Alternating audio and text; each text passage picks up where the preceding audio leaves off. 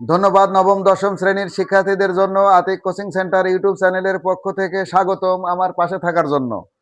আজকে দেখো তোমাদের জন্য সমাধান সেট গণিতের সমাধান সেট একটি অঙ্ক বোর্ডে উপস্থাপন করা আছে। এটার আমি সমাধান করে দেব নৈবেত্তিক বহু নির্বাচনী, তবে খুবই ছোট এবং সহজ উপায়ে। দেখো আমি প্রশ্নটা দেখানোর চেষ্টা করছি। সেটা হলো ওয়াই স্কোয়ার ইকুয়াল √3y হলে এর সমাধান সেট নির্ণয় করো। এর ওয়াই এর মান এক জিনিস আর সমাধান এক জিনিস। সমাধান সেট যদি বলে তাহলে কিন্তু দুইটা অ্যান্সার আসতে পারে। আমি এখানে করে দিচ্ছি, এখান থেকে সব মুছে দিলাম।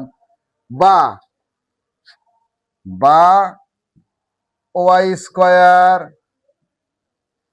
মাইনাস √3y ইকুয়াল 0, বা দুই জায়গায় কিন্তু ওয়াই আছে, আমরা কিন্তু ওয়াই কমন নিচ্ছি, তাহলে ওয়াই থেকে যায় মাইনাস √3 থেকে যায় ইকুয়াল 0।